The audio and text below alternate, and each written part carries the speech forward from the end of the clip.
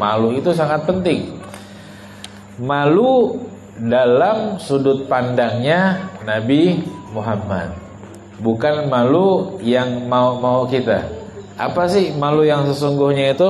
Nabi Muhammad ditanya, sahabat saat ditanya, nahnu nastahi minallah ya Rasulullah. Sahabat bertanya, mengatakan, kami ini orang-orang yang malu kepada Allah wahai Rasulullah. La, bukan seperti itu malu. Malu nggak seperti itu yang diajarkan sama Nabi Muhammad. Apa yang diajarkan sama Nabi Muhammad? Antahfadhar ra'sa wa ma wa'a, wal batna wa ma hawa, wal nadhkuril mauta wal bila. Hendaklah kita ini menjaga kepala dan apa-apa yang menjadi celah masuknya di kepala. Maksudnya apa? Malu itu, orang yang punya malu versinya Nabi Muhammad, jaga ente punya kepala. Yang dalam kepala apa? Ada mata. Jaga ente punya mata. Jangan sembarangan melihat kepada yang diharamkan sama Allah. Jangan sembarangan merendahkan orang yang beriman kepada Allah. Jangan sembarang menilai. Dengan sekali ngelihat terus kita menilai langsung ini orang jahat, ini orang ini orang. Enggak. Jaga. Itu yang pesan Nabi Muhammad. Jaga kepala dan apa yang diisinya. Kemudian mulut. Ini mulut juga ada di kepala atau bukan? Ya kan, kita kan bukan jenis sapu-sapu, mulutnya di perut. Kita kan manusia, mulut kita di kepala. Mulut ini nggak sembarangan ngomong sembarangan. Ada juga telinga nggak mau, ente jangan mau ngedengar sembarangan yang dari mana aja, enggak. Bikin malu sedikit kah? Sampai dikatakan apa yang masuk ke dalam perut, ini perut, wal batna wa ma hawa, ini perut sama apa yang masuk dalam perut. Ente lihat, ente perhatikan, ente jaga nggak? Ente perhatikan nggak halal haram yang masuk? Ente tahu nggak ini makanan datangnya dari mana?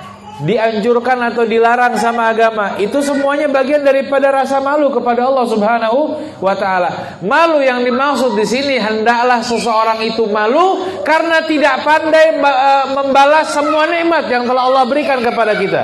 Kita ini kalau punya rasa nggak pernah bisa membalas apa yang Allah berikan kepada kita, itu sesungguhnya malu. Tapi kalau kita, saya mau hadir pengajian, saya malu, saya ini orang paling nakal. Timika ini tahu saya ini sudah. Baru, ayo hadir pengajian. Yo, tapi saya malu. Malu begitu bukan yang dimaksud sama Nabi Muhammad saya. Malu yang dimaksud, hendaklah kita malu. Ya Allah, saya dikasih mata, sehat, bisa melihat, tapi saya melihat yang haram terus. Sedikit punya rasa malu, sehingga rasa malu yang menimbulkan rasa takut kepada Allah Subhanahu wa ta'ala. Rasa malu justru yang menjadi motor gitu untuk beribadah kepada Allah Subhanahu wa ta'ala. Rasa malu justru yang menjadi kekuatan untuk kita meninggalkan apa yang dilarang sama Allah Subhanahu wa ta'ala. Itu malu yang diinginkan sama Nabi Muhammad. Tapi kalau malu, ketemu ustadz jadi malu, itu bukan yang diinginkan. Kalau hadir majelis itu alasannya malu, itu bukan yang diizinkan. Kalau mau melakukan hal yang baik, mau menikah malu. Kenapa malu? Saya ini masih muda, baru saya mau menikah. Kenapa malu? Enggak.